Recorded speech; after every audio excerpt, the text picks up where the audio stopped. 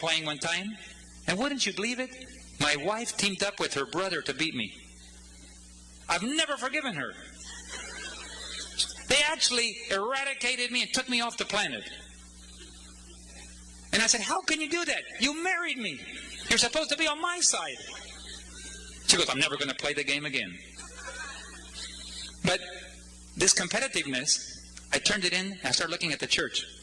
I started realizing, if we're going to conquer the world, we have to be involved with technology. Technology, multiplies your ability to move. Like technology this morning allowed me to be in Collegedale sleeping at home. 5 hours later to be in Keene. That's technology. And it allows you to move around, television, radio, internet. So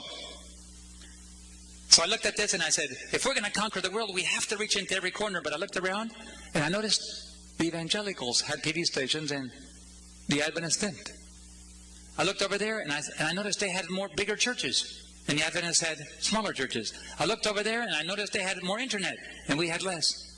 I said, excuse me, we have a message for the entire world. Now, God has beautiful Christian children among the evangelical churches and Catholic church as well. In fact, some of them are better than us. I know them. I was in Brazil the other day, flew the airplane all night long. I usually fly across from Miami to Puerto Rico all night long. I leave at midnight, and at 6 and 7 in the morning, I'm landing in Puerto Rico. Then when I go down and visit Grenada, Martinique, and I go down to Venezuela and Guyana, then I take off to Bolivia. I fly all night. I leave at midnight, and in the morning, I'm landing in Bolivia. But when I went at midnight and I had to stamp my passports, there was a customs officer with his Bible reading, and I greeted him in Portuguese, and he said, excuse me, and he put it aside, what can I do for you? I said, it's a private flight, we're leaving. Sure. He stamped our forms, and then he went back to reading the Bible. And then I went over from customs to immigration. The man was reading his Bible. He put it aside, stamped my passports, and went back to reading the Bible. Now let me ask you a question. Do you think that man was a Catholic? No, because Catholics don't read their Bible. Let me ask you another question. Do you think he was an Adventist? No, because Adventists don't read their Bibles. Guaranteed he was an evangelical, right? Evangelicals carry their Bibles around with them. Evangelicals read them at work. If you see somebody just walking around with the Bible and wanting to share the Bible with you, it's an evangelical. Adventists don't do that. We used to be the people of the book. We're not anymore. Most Adventists don't even know what they believe. They belong to the Adventist Club. And that means they're not going to be around very much longer. Club members don't stick around in a crisis. Church members don't stick around in a crisis. Only those that belong to the Adventist movement stick around. If you belong to the Adventist movement, you have a message and you want to share it with the world and you're willing to sacrifice, then you're long term. After the crisis comes, only those that belong to the Adventist movement will remain. Everybody else will leave. So if you belong to the Adventist Club, pack your bags. Or better yet, become a member of the Adventist movement. This is a sad part. The very sad part is that we've been baptizing people all over the world and we've forgotten to teach them what it means to be an Adventist. Most young people don't even know what the Adventist history, where it comes from. They don't know. So they're not rooted. When a wind blows, they'll be out of here. But guess what? There's another thing happening too. There's a polarization happening. Polarizations are never comfortable. Polarizations are always painful because it divides, but it also strengthens. You see, as long as you don't know anything, you can be part of the great neutral, lukewarm batch. Kind of nice to be in a club. But when polarization happens, you start getting hot and cold, and all of a sudden people get serious about what they believe. And today's youth today realize there is nothing in this world they're going to inherit. You've heard of extreme sports? Have you heard of extreme sports? Yeah. I was watching TV, walking to a store, a mall, and I saw this guy throw his parachute out the airplane door. He counted to 10, and he jumped out without a parachute. And he went looking for his parachute. He caught up with it. He strapped it on, pulled the ripcord, and saved his life. That's not extreme sports. That's extreme stupidity. But it went on TV. I mean, that's why he did it. But that's the generation we live in. I understand that generation. I'm a skydiver. At least I used to skydive. I don't do it very much anymore. But I understand the generation. There's nothing to inherit. You might as well enjoy life. They're absolutely right. But on the other hand, there is something bigger they can do. How about conquering a planet? can. It's for sale. Did you know that with a little bit of money, you can conquer a whole country? For $4 million, you can conquer the entire country of Chile.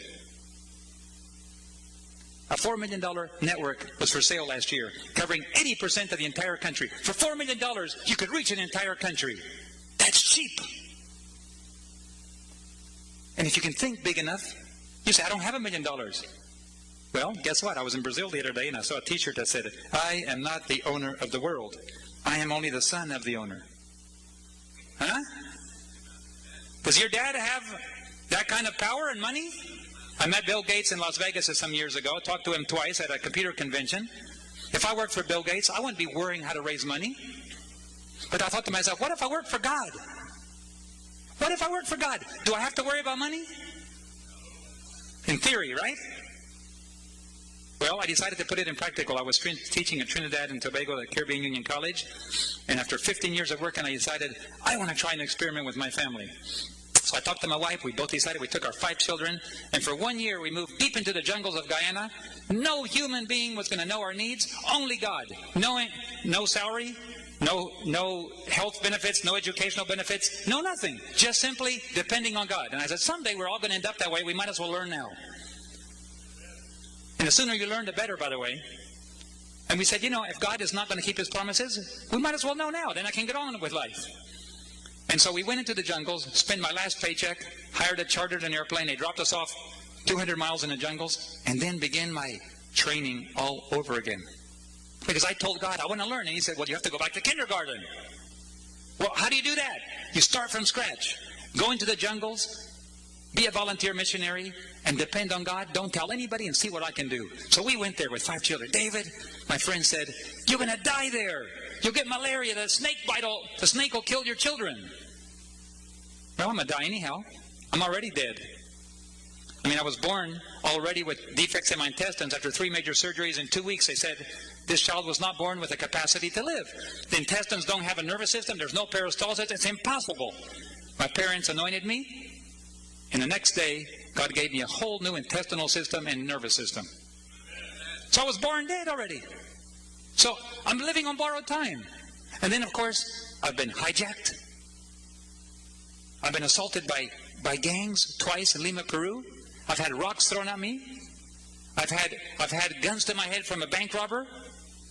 I've been in an airplane accident when I was only 18 years old riding with another pilot. I said, I'm already living on borrowed time. I have nothing to lose. And in fact, if you look back in your life, you're probably living on borrowed time too. You have nothing to lose. In fact, you have everything to lose unless you learn to depend on God now. So I decided, I'm not going to wait. I'm going to learn. So we went to the jungles, and the first day we went hungry. And they go, this experiment is not working out. But the Indians found out we didn't have food, and they went to their fields, and next morning there was a basket of food. And every day there was a basket of food. Every time we were out of food, there was food there. And we learned our lesson. My God will provide for all of your needs according to His riches and glory. That was the very first lesson we learned. When God asks you to do something, He will be responsible for taking care of you. Well, this was a good lesson to learn, but then I started getting comfortable again. And in English we say, no pain, no gain. In China in a few months there's going to be Olympics. And anybody who's planning on being to that Olympics, I guarantee you they're suffering pain every day. Is that right? They're jumping higher, running faster, exercising. If there was ever pain, it's those who are planning to go to China in a few months. That's because they have a goal. And to get to that goal, it takes pain. And I had a goal. I want to learn, okay? So as soon as I got in my comfort zone, God said, David is comfortable again. We've got to teach him another lesson. A lady came. They brought her in 2 guys carrying a hammock. They said the husband died along the way. We buried him. The lady has malaria. She's dying. Pastor, save her. Heal her. Well, as a nurse, I knew how to heal malaria. It's not bad. You just buy medication. If it's not too late, usually you can reverse it. So I thought to myself, well, I can do that, but I don't have any medication for malaria. I would have to bring an airplane in. And I had $300 in spare emergency funds. In case they told me if a snake bites your family or something happens, you get malaria, you can call an airplane in to come get you. So I'd kept $300 saved